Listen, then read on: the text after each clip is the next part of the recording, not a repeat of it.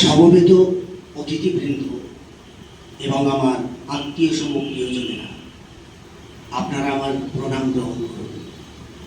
প্রায় 20 বছর পর আমি আবার এই মঞ্চে গান গাইতে এলাম, রবীন্দ্র পাঠাগারের আমন্ত্রণে। আগে যখন পাঠাগারের রবীন্দ্র জয়ন্তীতে গান গেয়েছি তখন এখানে কোনো মঞ্চ ছিল না। গাঁয়ের ছেলেরা নিজেরাই শাড়ি চৌকি জোগাড় করে মঞ্চ তৈরি করত। এখন এটি একটি বাঁধানো মঞ্চ, নামকরণও হয়েছে রবীন্দ্র মঞ্চ। এবং হয়তো অনেকেই জানেন এই পাঠাগার সংলগ্ন গৃহটি আমার মাতুলালয়। যদিও 20 বছরের পারিবারিক নানা অনুষ্ঠানে যোগ দিতে বেশ কয়েকবার এই মাতুলালয়ে এসেছি, অনুষ্ঠান করতে এলাম, কিন্তু সত্যিই অনেক বছর বাদে। এই গ্রন্থাগার আমার প্রথম দর্শনের মন্দির।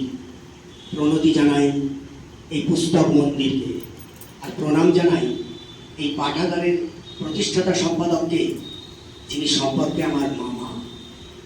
এই গ্রামেরই মানুষদের দেয়া 2-5খানি বই দান হিসেবে গ্রহণ করে নিজের বৈঠকখানায় পাঠাগারের শুভ সূচনা করেছিলেন। শ্রোতাদের মধ্যে বেশ কিছু চেনা মুখ আমাকে যার পর নয় আহ্লাদিত করছে, একথা যেমন ঠিক, আমার আশ্চর্য হচ্ছি। কে ভেবেছিল এমন গান, কে ভেবেছিল এমন সুর? আমার কিন্তু গানের জগতে প্রবেশ এই মামার শস্যে। মামা কাকা না থাকলে তো আজকালের কিছু হয় না।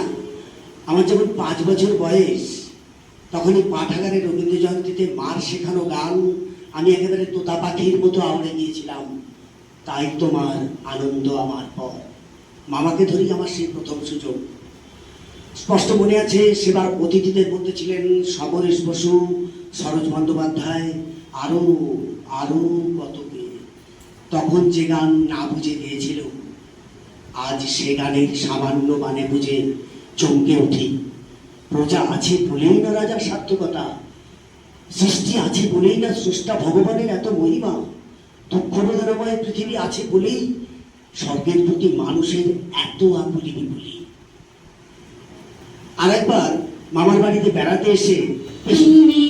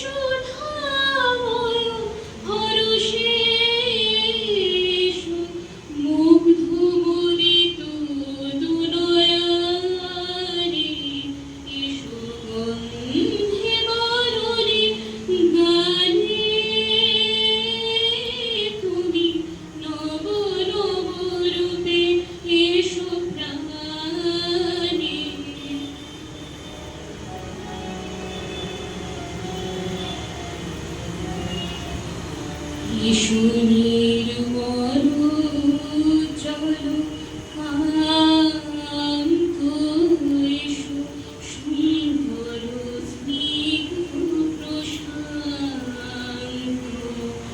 ঈশ্বরীর মরু চলো কান্ত এসো সুন্দর স্নিগ্ধ প্রশান্ত এসো এসো হে বিচিত্র বিধানী এসো দুঃখে সুখে এসো মরবে এসো নিত্য নিত্য সব করবে এসো সকল কর্ম অবসারী এসো গন্ধে বরণে গানে তুমি নব নব রূপে এসো প্রাণে তুমি নব নব রূপে এসো প্রাণে এসো গন্ধে বরণে এসো গানে এসো গন্ধে বরণে গানে তুমি নব নব রূপে এসো প্রাণে তুমি নব নব রূপে এসো প্রাণে লতানি কুঞ্জে কাঁধে আজ কোনো ফুলকুড়ি তেমনি চাহিয়া আছে নিশীথের তারাগুলি লতানি কুঞ্জে কাঁধে আজ কোনো ফুলকুড়ি ফিরে এসো প্রিয়তম প্রিয়তম তেমনি চাহিয়া আছে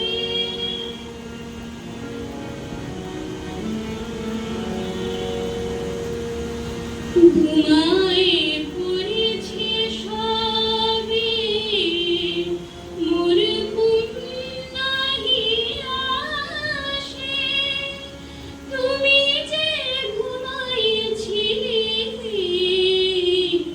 সেদিন আমার পাশে সাজানো সে গৃহ ঢেকেছে পথের ধূলি ফিরে এসো প্রিয়তম প্রিয়তম তেমনি চাহিয়া আছে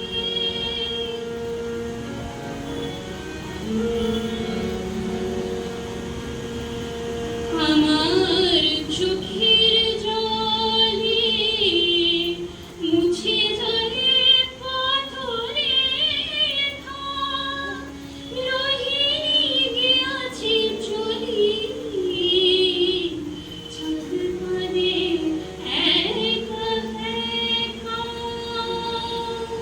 কুন্দুর তারা লোকে কেমনে রয়েছ ফিরে এসো প্রিয়তম প্রিয়তম এমনি চাহিয়া আছে নিশীথের তারাগুলি লতানি কুঞ্জে কাঁধে আজ কোনো ফুলকুড়ি পারফরমেন্সের জন্য আমি ছোট সমৃদ্ধিকে ডাকবো। সমৃদ্ধি আমাদের সামনে একটি আবৃত্তি করে শোনাবে। কবাট ভাঙিয়া দাও, রং করা ওই চামড়ার যত আবরণ খুলে নাও। আকাশের আজ যত বায়ু আছে হইয়া জমাট নীল, মাতামাতি করে ঢুকুক এ বুকে, খুলে দাও যত খিল। সকল আকাশ ভাঙিয়া পড়ুক আমাদের এই ঘরে, মোদের মাথায় চন্দ্র সূর্য তারারা পড়ুক ঝরে।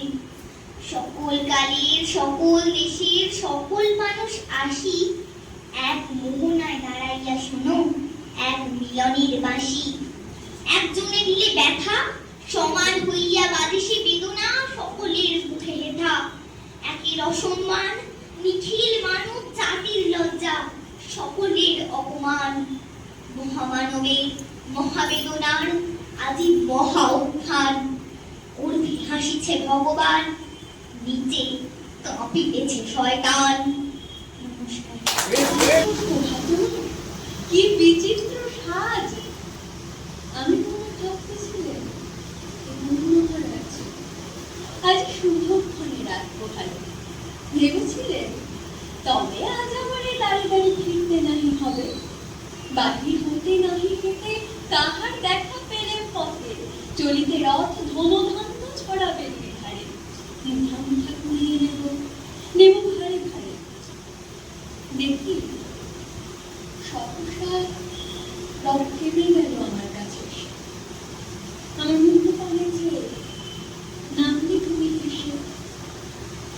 দেখি মুখের প্রসন্নতা জড়িয়ে গেল সকল ব্যথা।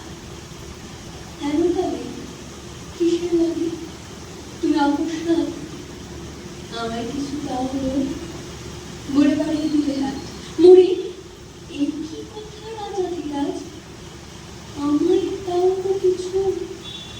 শুনে ক্ষমতার তরে ময়ূর মাথা উঁচু। তোমার কি বা অভাব আছে ভিখারি ভিক্ষুকের কাছে? এবার কৌতুকের বসে আমায় প্রবঞ্চনা ঝুলিয়ে তো দিলেন তুলে একটি ছোট কণা। যাবে পাত্রখানি ঘরে এনে উজাড় করি, ভিক্ষা মাঝে একটি ছোট সোনার কণা দেখি। দিলেন যা রাজ ভিখারি রে, সম্মুখ হয়ে এলো ফিরে। তখন কান্দি চোখের জলে দুটি নয়ন করে, তোমার কেন দিইনি আমার সকল শূন্য করে, তোমার কেন দিইনি আমার সকল শূন্য করে। তোমার এই এলো আমাদের সঙ্গে, আমাদের কাছে এসে একটা পারফরমেন্স দিল, অসংখ্য ধন্যবাদ শ্রী তোমাকে। এখন আমি মঞ্চে আরো একটি সঙ্গীত পরিবেশনের জন্য সৌমিলি ডেকে দেব। সৌমিলি ব্যানার্জি আমাদের দলেরই আরেক ছোটদের দলের আরেক সদস্য সৌমিলি। আছি জীবন নীরব ধ্রুবতা, যেখানে যাই না গো তুমি প্রকাশিত থাকো, যেখানে যাই না গো তুমি প্রকাশিত থাকো, আকুল নয়ন জলে ঢালো গো কিরণ ধারা, তোমারে করি আছি জীবনের ধ্রুবতা। সন্ধ্যাকে পালন করছি, প্রতি বছরই আমরা পালন করি, এবছরও করছি এবং এই বছরে একটু আমরা ঘরোয়াভাবেই করছি। রবীন্দ্রনাথ বা নজরুলকে বলা মানে বলতে গেলে সেটা কঠিন ব্যাপার। কঠিন ব্যাপার এই জন্যই কতটুকু শুধু থিয়েটার করি, তার প্রয়োজনে যেটুকু চর্চা করা সেটুকুই করি। আমি গতকাল এক জায়গায় বলছিলাম, প্রমোদাও ছিলেন, সুভাষের বাড়ির একটা অনুষ্ঠানে, যে আমরা জেনে বা না জেনে প্রতিদিনই বোধহয় রবীন্দ্র চর্চায় থাকি, অনেকেই এরকমভাবে থাকি। আমরা অনেক সময় অনেক জায়গায় কোনো রবীন্দ্রনাথের বাণী শুনি, অনেক জায়গাতে আমরা হয়তো রবীন্দ্রনাথের গানের কথাগুলো কানে ভেসে আসে বা গুনগুন করে গাই। এই যে এইগুলো প্রতিদিনই আমরা কিন্তু এখন অনেকে হয়তো সুর জানি না, বেসুরো হলেও কিন্তু গুনগুন করি, বা তার কোনো বাণী হয়তো মনে খুব ভালো লাগলো, সেটা আমরা হয়তো পড়লাম বা কাউকে দেখালাম, দেখ কি সুন্দর কথাটা।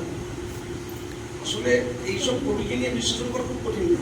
এই যে বিদ্রোহী কবি নজরুল, তিনি যে বিদ্রোহী কবি বললাম, তেনার যে কবিতাগুলো রচনা করেছেন, তার মধ্যে যে একটা বিদ্রোহের ভাব, যেমন কারোরই লৌহ কপাট বলুন, বা আরো অন্যান্য মনে পড়ে না এরকমভাবে সব একসঙ্গে বলতে গেলে, বলাটা একটা আর্ট, তার জন্য প্রস্তুতি নিতে হয়। তো সেই জন্যই বলছি যে আমাদের প্রতিদিনের চর্চায় রবীন্দ্রনাথ নজরুল থাকে, এটাই আমাদের কাজ। একটা দিন রবীন্দ্র স্মরণ বা নজরুলকে স্মরণ করা হয়, এই যাপনের মধ্যেই যেন আমাদের এটা সবসময় থাকে। আমি এটাই বলবো, আমি নিজেকেও বলছি একইভাবে, এবং আপনারা যারা আছেন তাদেরকেও বলছি যে প্রতিদিনের চর্চায় থাকবে। রবীন্দ্রনাথ আমাদের মানবতার কথা বলেছেন, সাম্প্রদায়িক সম্প্রীতি রক্ষার কথা বলেছেন, কাজী নজরুলও বলেছেন। তিনি বলেছেন আমরা একই বৃন্তে দুইটি কুসুম, হিন্দু মুসলমান। আজকে আমরা যে পরিস্থিতির মধ্যে দিয়ে হাঁটছি, সেই পরিস্থিতিতে দাঁড়িয়ে আজকে আমাদের খুব ধর্মীয় সংকট, আমরা কিন্তু সকলেই মিলেমিশে থাকতে চাই।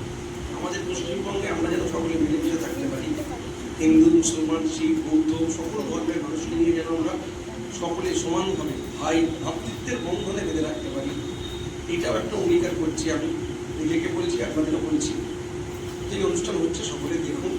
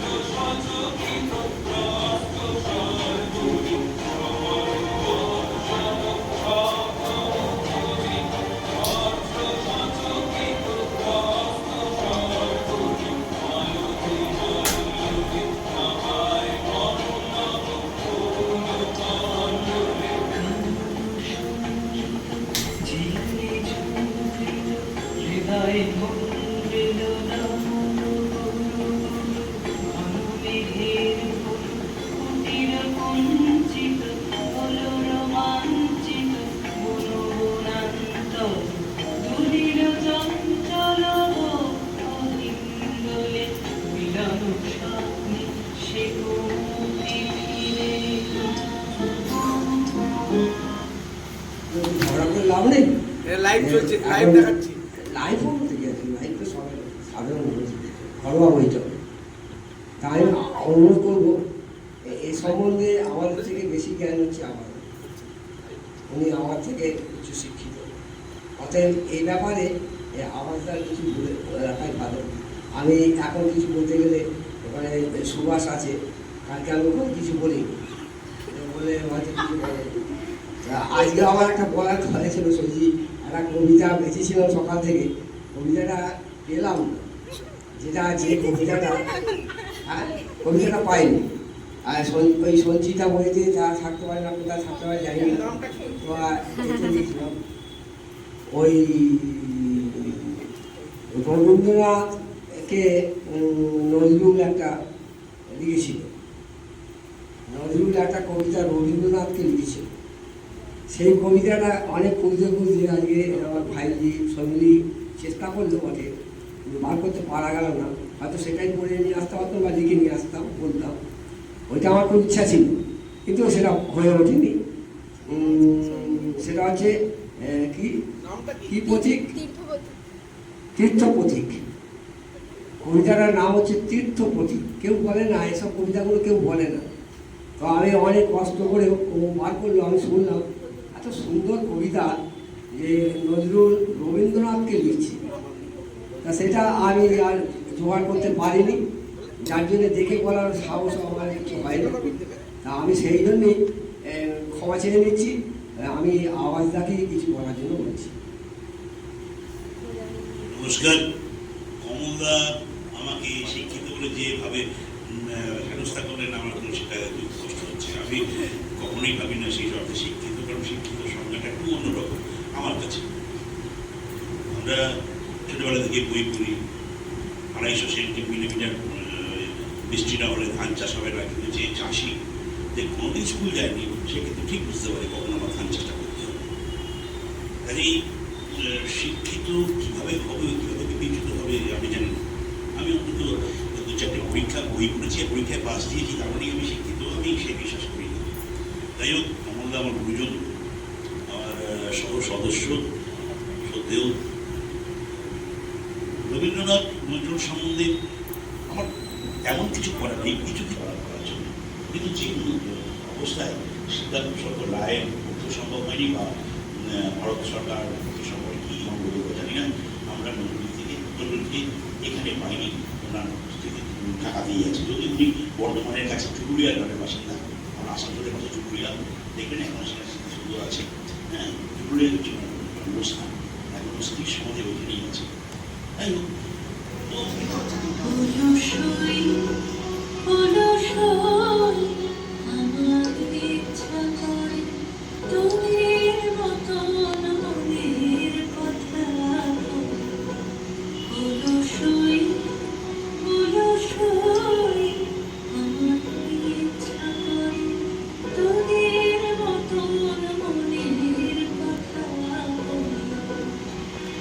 ছড়িয়ে দিন আদর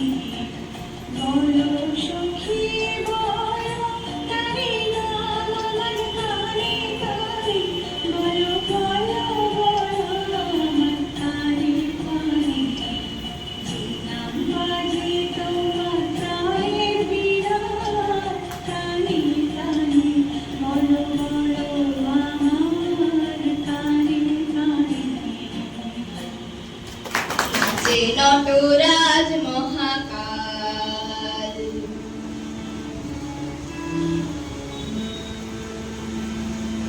কালো সিন্ধু জলে তাথই তাথই রাও, শুনি সেই নৃত্যের নাচে মহাভৈরব। কালো সিন্ধু জলে তাথই তাথই রাও, শুনি সেই নৃত্যের নাচে মহাভৈরব। বিষাণ মন্ত্রে বাজে মা ভৈরব, বিষাণ মন্ত্রে বাজে মা ভৈরব। প্রাণ পেয়ে জেগে ওঠে মৃত কঙ্কাল, প্রাণ পেয়ে জেগে ওঠে মৃত কঙ্কাল। নাচে নটরাজ মহাকাল, নাচে নটরাজ মহাকাল।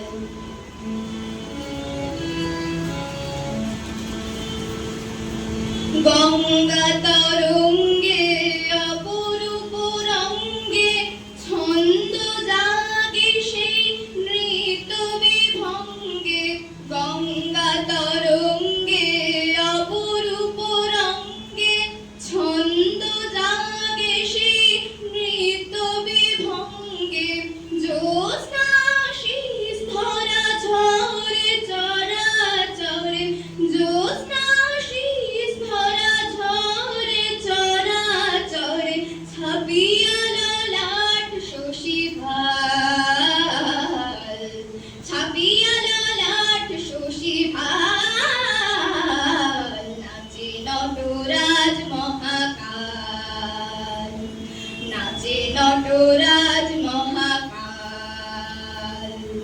নাচে নটরাজ মহাকাল, মহাকাল, মহাকাল।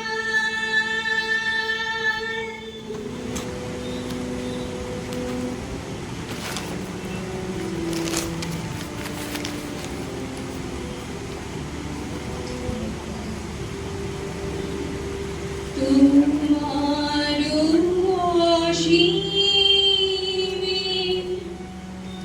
প্রাণ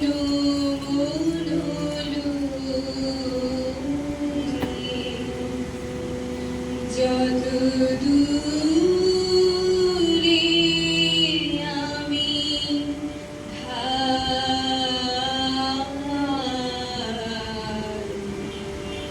তোমার অসীমে প্রাণ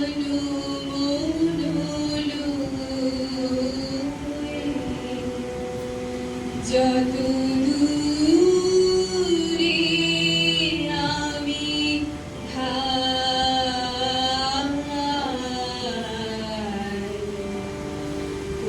কোথাও দুঃখ, কোথাও মৃত্যু, কোথাও বিচ্ছেদনা।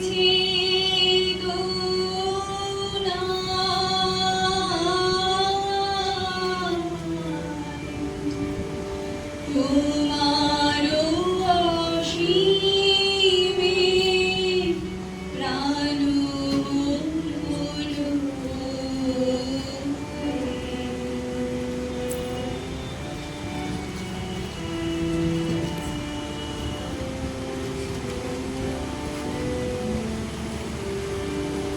মৃত্যু সে ধরে মৃত্যুর রূপ।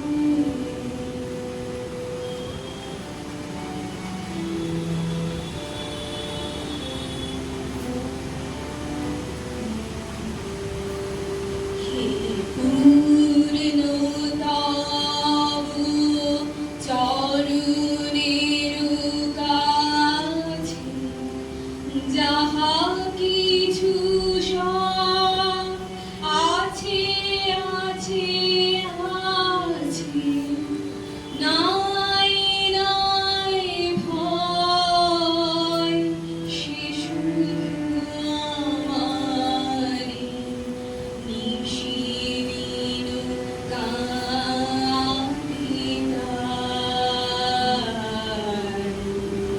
হে পূর্ণতাব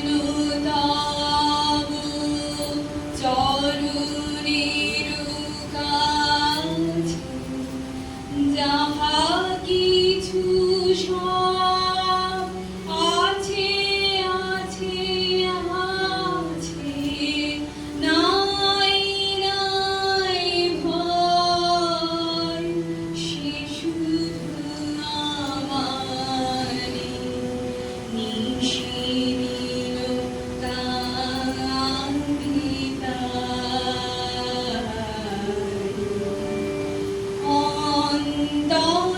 অন্তরগ্লানি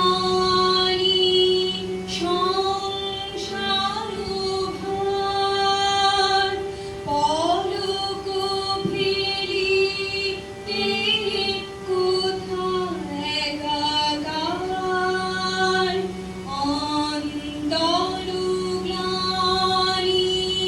সংসার ভার, পলক ফেলিতে কোথায় একাকার। জীবনের মাঝে স্বরূপ তোমার, রাখিবারে যেন পাই।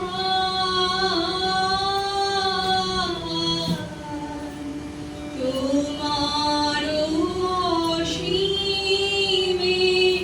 প্রাণ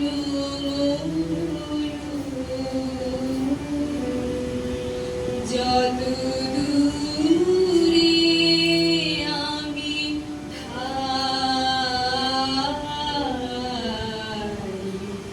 কোথাও দুঃখ, কোথাও মৃত্যু, কোথাও বিচ্ছেদ নাই। তোমার অসীমে প্রাণ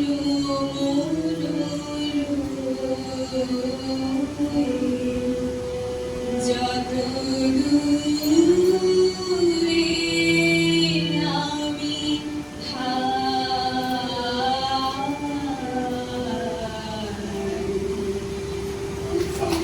জনমে ঘটালে মোর জন্ম জন্মান্তর, সুন্দর হে সুন্দর, এই লোভিনু সঙ্গ তব সুন্দর হে সুন্দর, সুন্দর হে সুন্দর। নমস্কার।